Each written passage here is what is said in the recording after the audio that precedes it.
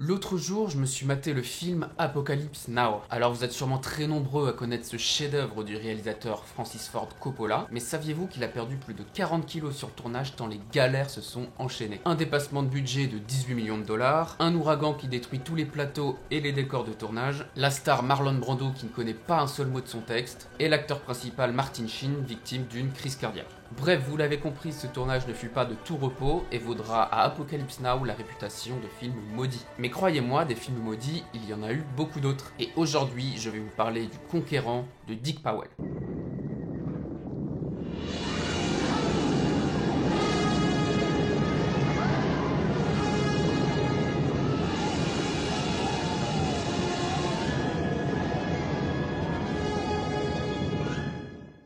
Le Conquérant, c'est un film sorti en 1956 et réalisé par Dick Powell. Il s'agit d'une œuvre avec un gros budget devant retracer la vie de Temujin, un combattant qui au terme de moult conflits deviendra Gengis Khan, fondateur de l'empire mongol. Ce film est produit par le milliardaire Howard Hughes, qui sera plus tard interprété par DiCaprio dans le film The Aviator. Alors premier choix douteux, pour représenter Gengis Khan, c'est John Wayne qui va être choisi.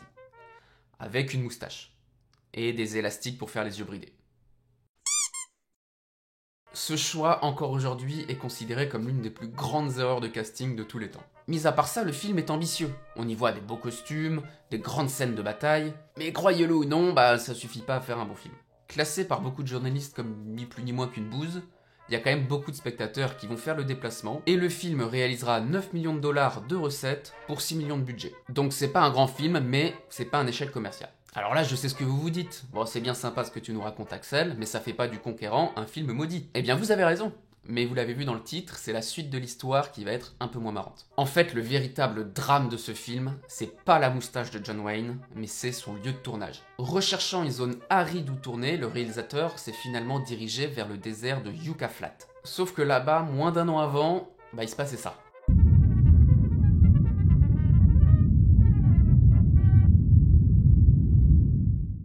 En effet, Yucca Flat était un site d'essai nucléaire. Pas moins de 700 essais s'y sont déroulés. Et je vous le donne en mille, qui dit nucléaire dit forcément radiation. Alors le producteur, Howard Hughes, il est conscient du potentiel danger. Il interroge même le gouvernement à propos des potentiels risques qui sont encourus. Ce à quoi on lui répond, t'inquiète mon ref, y a aucun risque. En fait, à l'époque, les explosions nucléaires, c'était un vrai divertissement et il y a beaucoup d'Américains qui se déplaçaient pour admirer le spectacle, sans avoir conscience des retombées radioactives.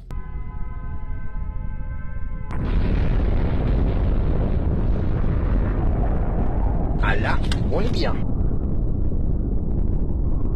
Rassurés, l'équipe de tournage, soit environ 220 personnes, vont passer 3 mois sur place. Personne ne s'en doutait, mais l'équipe du film a subi des radiations 400 fois supérieures aux normes acceptables. En fait, il y en a quand même un qui était sceptique, c'est John Wayne. Des compteurs Geiger avaient été fournis à certains membres de l'équipe. Alors John Wayne l'a observé, mais le voyant s'affoler et biper à longueur de journée, il a finalement pensé qu'il était défectueux et l'a jeté.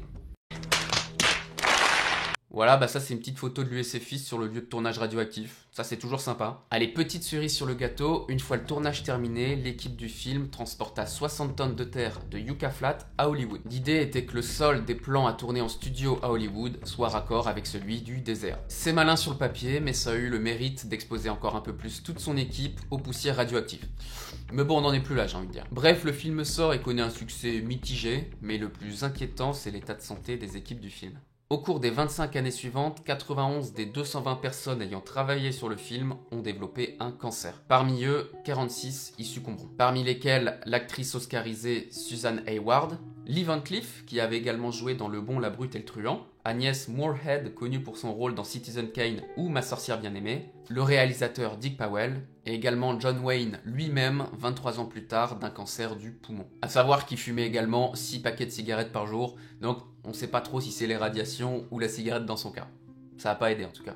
Et voilà comment en un seul film, que plus grand monde ne connaît aujourd'hui, on a perdu une 50aine de personnes par ignorance des dangers de la radioactivité. C'est la fin de cette vidéo, j'espère qu'elle vous a plu. C'est pas ma vidéo la plus marrante, même si c'est toujours rigolo de voir les accumulations de bêtises qui ont été faites par l'équipe de tournage. N'hésitez pas, comme d'habitude, à vous abonner. On est tout proche des 500 abonnés, ça me ferait très plaisir qu'on les atteigne avec cette vidéo. Je vous dis à la prochaine pour une nouvelle vidéo. Salut!